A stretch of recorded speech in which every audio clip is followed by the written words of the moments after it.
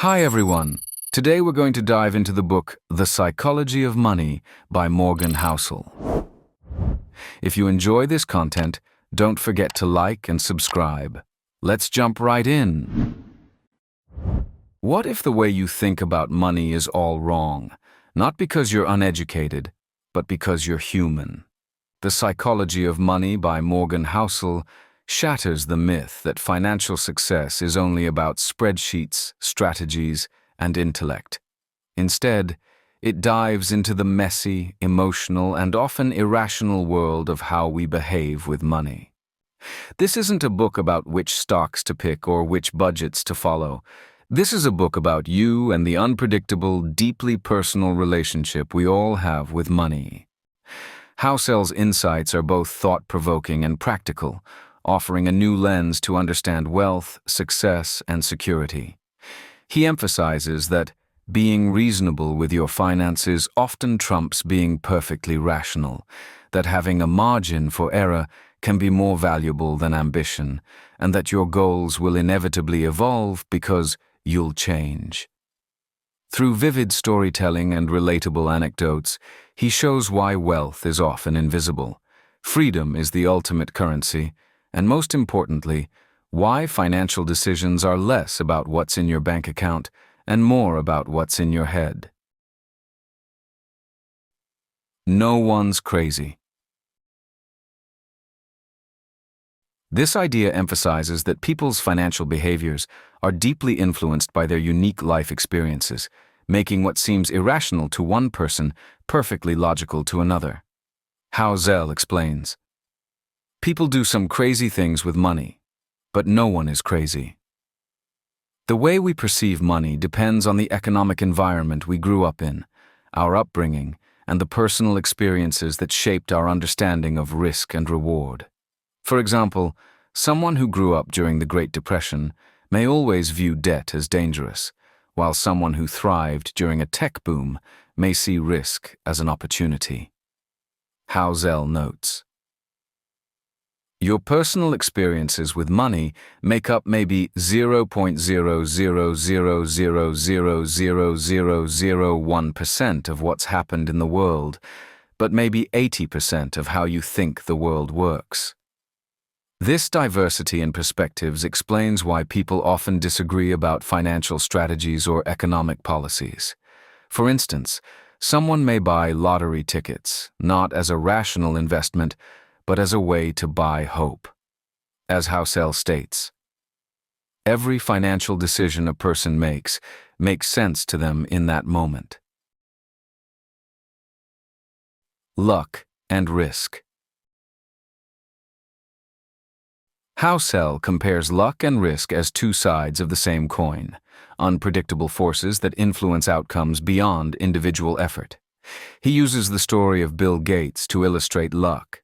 Gates attended one of the few high schools in the world with a computer, giving him an extraordinary head start. Housel writes, "If there had been no lakeside school, there would have been no Microsoft." Conversely, he tells the story of Gates's friend Kent Evans, who was equally talented but tragically died in a mountaineering accident. This highlights how uncontrollable risk can derail even the most promising paths. Housel asserts, "Luck and risk are siblings. They are both the reality that every outcome in life is guided by forces other than individual effort." The key takeaway is humility. Understanding that success is never entirely your own, and failure isn't always due to personal shortcomings. As Housel puts it, when judging others' success or failure, it's never as good or as bad as it seems. Never enough.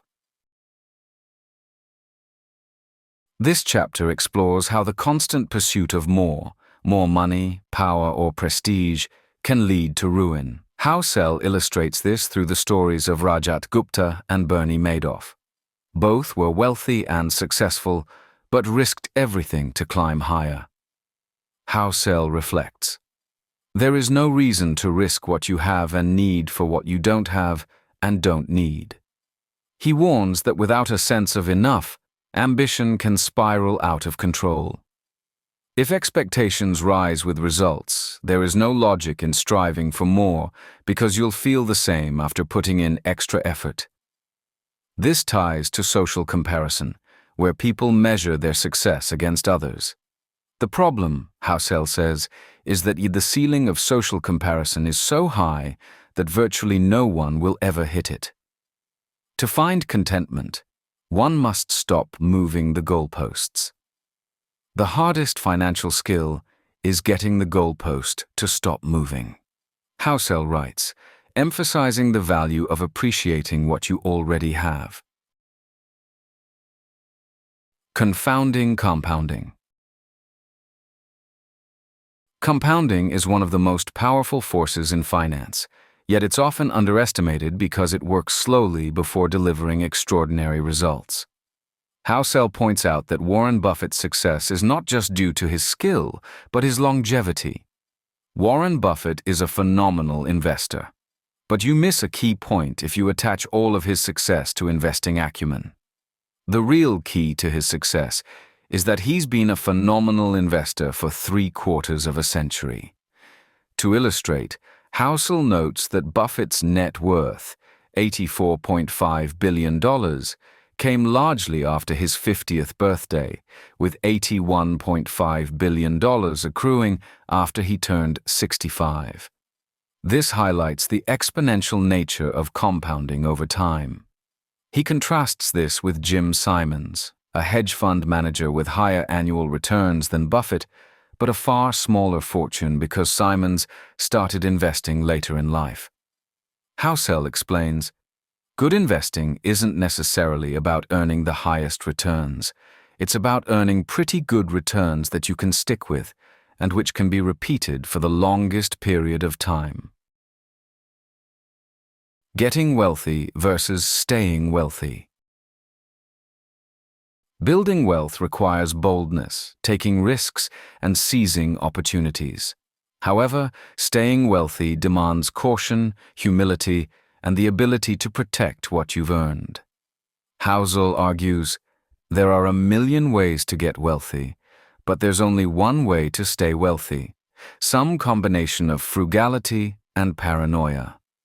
He illustrates this through the story of Jesse Livermore, a famous stock trader who made millions during the 1929 crash, but eventually lost it all due to excessive risk-taking. Livermore's downfall underscores the importance of balancing risk and reward.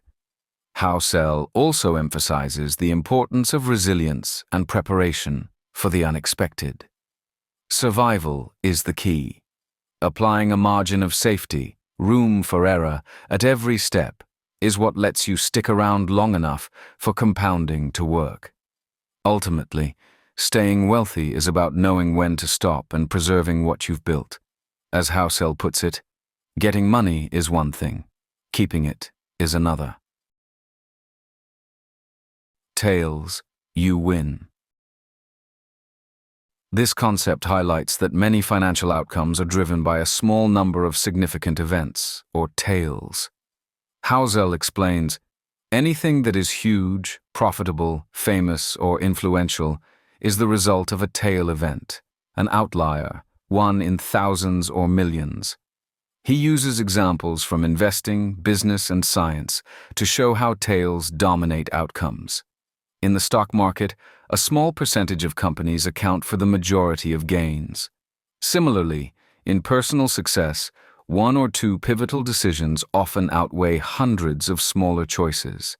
For instance, Housel mentions how Warren Buffett has made the majority of his wealth from just a handful of investments over his lifetime. The lesson is to accept that failure and mediocrity will be common, but the rare successes, if you stick with them, can more than compensate. Housel notes, you can be wrong half the time and still make a fortune. Recognizing the importance of these outliers encourages patience and resilience when pursuing long-term goals. Freedom. Housel identifies freedom as the ultimate reward of financial success. He defines it as control over your time, the ability to wake up each day and choose how to spend it. He writes, "Controlling your time is the highest dividend money pays." This idea emphasizes that wealth is not about material possessions, but the ability to make decisions independent of financial constraints. Housel explains how freedom leads to happiness, because kunden. The ability to do what you want, when you want, with whom you want, for as long as you want, pays the highest dividends you can imagine. Even small amounts of financial independence can drastically improve quality of life. For example, having savings gives you the power to leave a toxic job or take a sabbatical to explore new opportunities. Housel concludes that the highest form of wealth is the ability to wake up every morning and say, "I can do whatever I want today." Man in the car paradox. This paradox explores the flawed logic behind buying expensive things to impress others. Housel writes, "No one is impressed with your possessions as much as you are." The paradox gets its name from the idea that when you see someone driving a luxury car, you might admire the car, but rarely the driver. Housel explains, "People tend to want respect and admiration from others, and they think getting money will bring it. But people are more likely to admire the car or house, not the person who owns it." The lesson is that material possessions often fail to deliver the social approval people seek. Instead of spending money on items meant to impress others, Housel encourages readers to focus on things that genuinely improve their lives, such as relationships, health, and personal growth. Wealth is what you don't see. This idea challenges the common perception of wealth as flashy displays of luxury. Housel writes, "Wealth is what you don't see. Wealth is the cars not purchased, the diamonds not bought, the clothes forgone, and the first-class upgrade declined. True wealth is invisible because it's the money you've saved and invested, not spent." Housel contrasts wealth and income, emphasizing that people often confuse the two. Someone might have a high income but little wealth if they spend everything they earn. He explains, "Wealth is the ability to purchase stuff. It's not the stuff you purchase." The key takeaway is that financial independence comes from accumulating assets, not showcasing them. Housel advises focusing on saving and investing to build long-term security rather than succumbing to the temptation of instant gratification. Save money. Saving is one of the most powerful tools in personal finance, yet it's often undervalued. Housel argues, "Savings is the gap between your ego and your income, and wealth is what you don't see." He emphasizes that saving isn't just about achieving a specific goal, like buying a house or retiring, but about gaining flexibility and control over your life. He writes, "The value of wealth is relative to what you need. Saving gives you options, and having options is priceless." Savings act as a safety net, protecting you from unexpected financial shocks and giving you the freedom to make life choices without being constrained by money. Housel also stresses the importance of developing a savings mindset regardless of income level. You don't need a specific reason to save. It's just a hedge against life's inevitable ability to surprise the hell out of you. By consistently saving, you create a buffer that allows you to take risks, explore opportunities, and weather financial storms. Reasonable prevails over rational. This idea emphasizes that financial decisions don't need to be perfectly logical. They need to align with your values, goals, and unique circumstances. Housel writes, "Do not aim to be coldly rational when making financial decisions. Aim to be pretty reasonable." He argues that while rationality is rooted in strict data and optimal outcomes, it often fails to account for emotions, context, and the messy realities of life.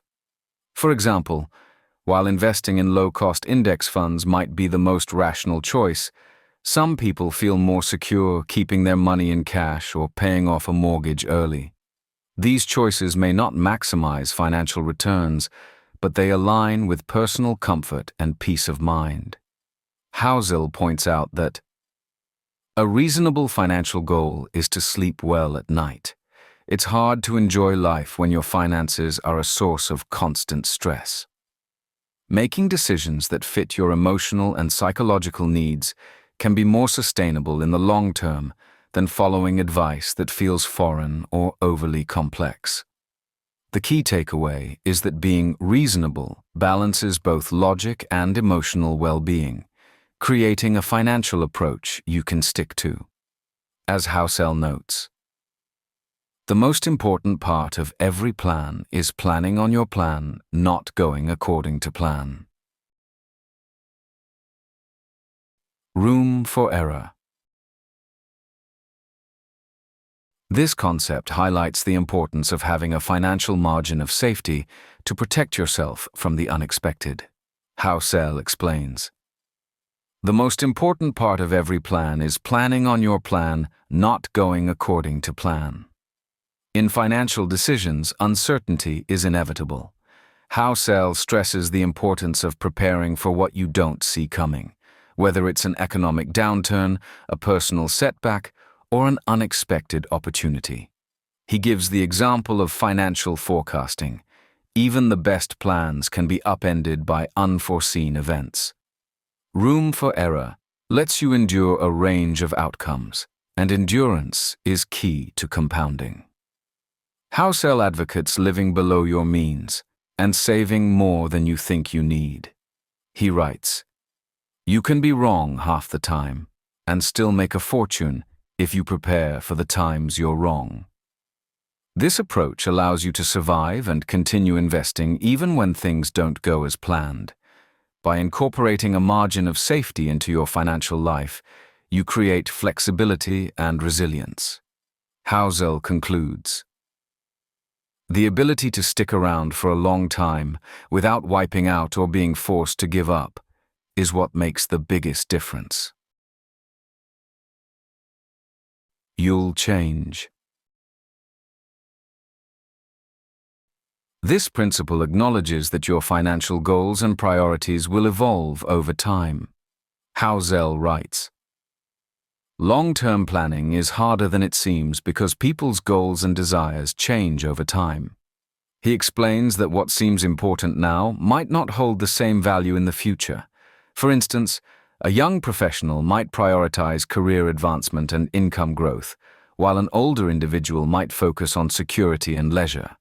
Housel emphasizes, it's crucial to accept the reality that you'll change and to plan your finances in a way that gives you the flexibility to adapt.